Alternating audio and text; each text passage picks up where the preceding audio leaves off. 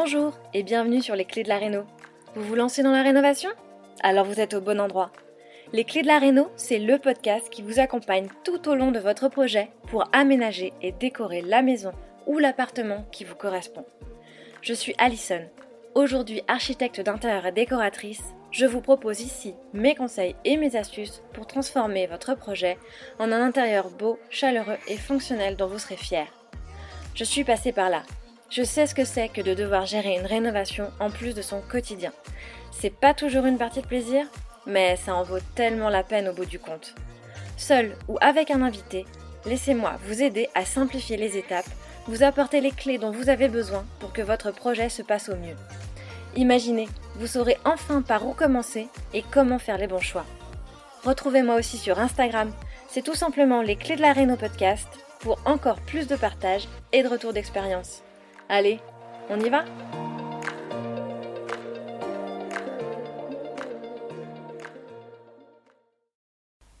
Bienvenue dans ce nouvel épisode de Les Clés de la Réno, le podcast. Alors comme je te l'ai annoncé hier, cette semaine, je te donne rendez-vous chaque jour avec un épisode booster. C'est le RénoCamp de Les Clés de la Réno avec un conseil ou une prise de conscience chaque jour pour t'aider à partir du bon pied dans ton projet de rénovation. Alors, hier, on a vu pourquoi il était important de commencer à préparer son projet le plus tôt possible. Et aujourd'hui, on continue tout de suite avec un deuxième conseil, un conseil qu'on entend peu, mais c'est un conseil en or. Tu dois prêter une certaine attention, une attention plus importante à ce qu'on ne peut pas changer ou ce qui sera difficile à changer. Alors, c'est certain, en général, quand on s'engage dans une rénovation, c'est qu'on est prêt à changer beaucoup de choses. Peut-être que tu veux faire une rénovation avec peu de travaux, peut-être que tu veux faire une rénovation avec beaucoup de travaux, mais en tout cas, si tu souhaites t'engager dans un projet de rénovation, c'est quand même que tu t'es imaginé faire des travaux. Et donc faire des modifications et donc améliorer les choses, améliorer l'esprit, l'esthétique ou l'aménagement du lieu dans lequel tu vas poser tes valises. C'est un prérequis en fait. À partir du moment où tu veux faire une rénovation, c'est que tu veux changer des choses. Et donc, tu vas te projeter. Tu vas te projeter dans ce que tu vas changer. Tu vas projeter, tu vas imaginer tout de suite, quand tu vas visiter des lieux, tu vas commencer par regarder comment tu peux changer des choses pour qu'elles te correspondent davantage. Et c'est très bien.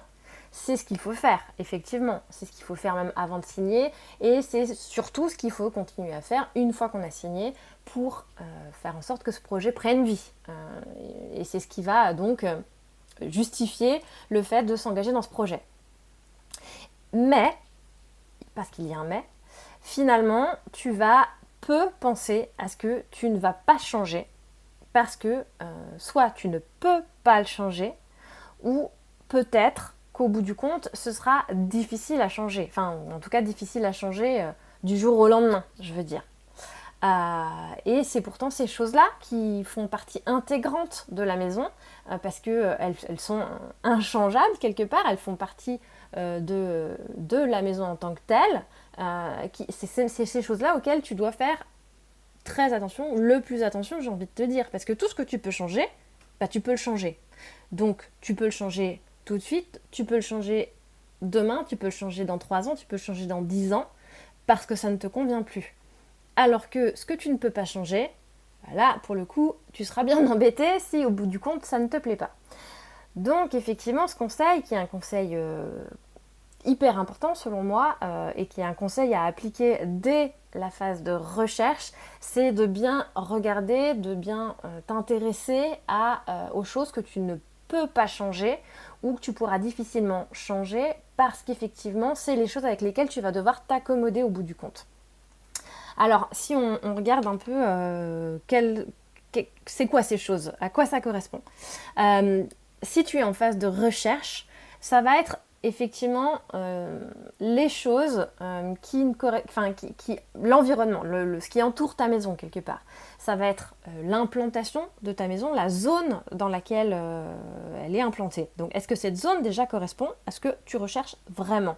Et en lien avec ton pourquoi. Il faut toujours se raccrocher effectivement à pourquoi je veux rénover, pourquoi c'est ce projet-là, cette maison-là que je devrais rénover. Est-ce qu'elle correspond à ce que j'entends réaliser? Est-ce qu'elle correspond à mes critères?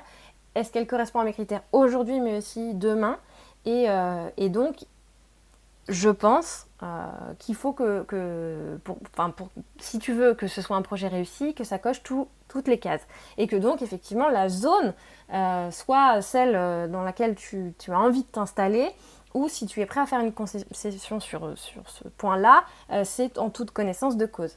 Donc, la zone correspond-elle à ce que tu recherches? Est-ce que c'est une rue de passage? Ou est-ce que c'est un endroit qui est reculé? Et en fonction, est-ce que ça te convient? Est-ce que du coup c'est à la ville ou à la campagne? Et de la même façon, est-ce que ça te convient? Et donc aussi ce que ça implique de vivre à la ville ou à la campagne. Est-ce que c'est le type de quartier dans lequel tu as envie de vivre? L'environnement proche ou l'environnement un peu plus éloigné correspond-il à ce dans quoi tu t'étais projeté? Ce qu'il y a à proximité ou ce qu'il n'y a pas, et si tu es prêt à faire avec. Donc effectivement, est-ce qu'il y a des commerces, est-ce qu'il y a des écoles? En fonction de là où tu en es dans ta vie, ce critère-là peut être plus ou moins important. C'est aussi donc tout ça que tu vas devoir jauger et établir donc le degré justement de concession que tu es prêt à faire par rapport à ça. Mais c'est aussi le terrain de manière générale, la superficie du terrain, est-ce que ça correspond à la superficie que tu avais envie d'acheter? Parce que c'est nécessairement pas la même chose d'acheter un terrain qui fait 300 mètres carrés ou 3000 mètres carrés. Ça n'aura pas la même incidence sur ton quotidien une fois dans la maison.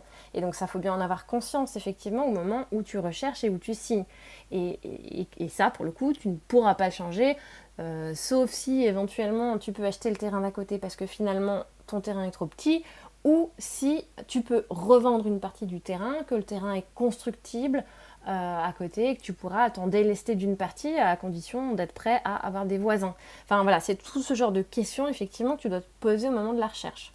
C'est aussi l'orientation de la maison, qu'on ne peut pas changer évidemment. Donc est-ce que c'est une orientation qui te correspond, qui te plaît? Est-ce qu'en fonction de l'aménagement de la maison, tu peux envisager d'apporter quelques modifications pour optimiser l'orientation de la maison, ou il n'y a pas besoin? Enfin voilà, prêter un peu attention à l'orientation, c'est prêter attention à la luminosité. Et on sait bien que avoir une lumière importante, enfin de nos jours, c'est vrai qu'on recherche la lumière, on aime avoir une maison lumineuse, et l'orientation, en fonction aussi de la région dans laquelle tu achètes et dans laquelle tu vis, va avoir un impact fort sur la luminosité. C'est aussi sur la chaleur, hein, et aussi effectivement la chaleur naturelle que ça va créer. La lumière naturelle va créer de la chaleur, le soleil quand il va taper directement dans tes ouvertures va créer de la chaleur. Donc en fonction, si tu achètes au sud de la France, si tu achètes au nord de la France, tu pourras privilégier une orientation plutôt qu'une autre pour optimiser la chaleur naturelle et donc faire des économies d'énergie aussi. J'en parle plus en détail dans l'épisode dont je ne me rappelle plus le numéro, mais qui est dédié à l'orientation de la maison. Je t'invite à aller l'écouter si tu veux en savoir davantage donc sur l'orientation et l'impact que ça peut avoir sur la maison et quand on souhaite acheter une maison à rénover. Et en parlant lumière, donc c'est aussi les ouvertures. Parce qu'effectivement, les ouvertures, si elles sont trop petites, si elles sont trop petites par rapport au projet comme que tu as envie de le mener et par rapport à la maison dans laquelle tu as envie de vivre, j'entends, ça va peut-être pas forcément être une bonne idée que de se dire je vais devoir réouvrir toutes les ouvertures. Ce serait quand même un sacré poste de travaux et donc un sacré budget. Donc tout de suite au moment des recherches, voir effectivement si les ouvertures sont de la bonne dimension, si elles sont positionnées au bon endroit. Voilà, c'est ce genre de choses. Par rapport à la superficie de la maison, pour moi, ce n'est pas un critère, ce n'est pas quelque chose qu'on ne peut pas changer. Donc ce n'est pas quelque chose sur laquelle il faudra prêter une attention particulière au moment de la recherche, puisqu'effectivement, alors tout dépend quand même de ton budget, du type de travaux sur lesquels tu es capable et sur lesquels tu as envie de t'engager, et puis aussi des contraintes administratives, si c'est autorisé ou pas par le PLU, dans lequel tu dois rénover. Bon, en général ça l'est, mais selon certains critères.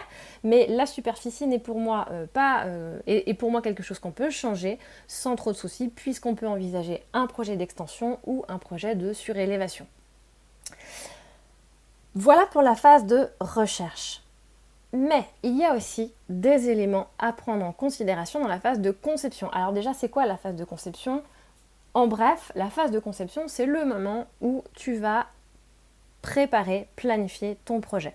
Tu vas déterminer ce que tu as envie de faire, comment tu as envie de te sentir dans ta maison, pourquoi, et de ça va découler quelle ambiance tu as envie de créer, comment tu as envie de circuler, comment les espaces vont fonctionner les uns avec les autres, et jusqu'à qu'est-ce que je vais choisir comme couleur, comme matériau, pour que ça ressemble à qui je suis, comment j'envisage mes espaces, pour que ça corresponde aussi à la famille que je suis, et que chacun y trouve son compte. Donc la phase de conception, c'est vraiment la conceptualisation de ton projet. C'est dans cette phase-là que tu vas prendre toutes les décisions qui vont impacter ton projet.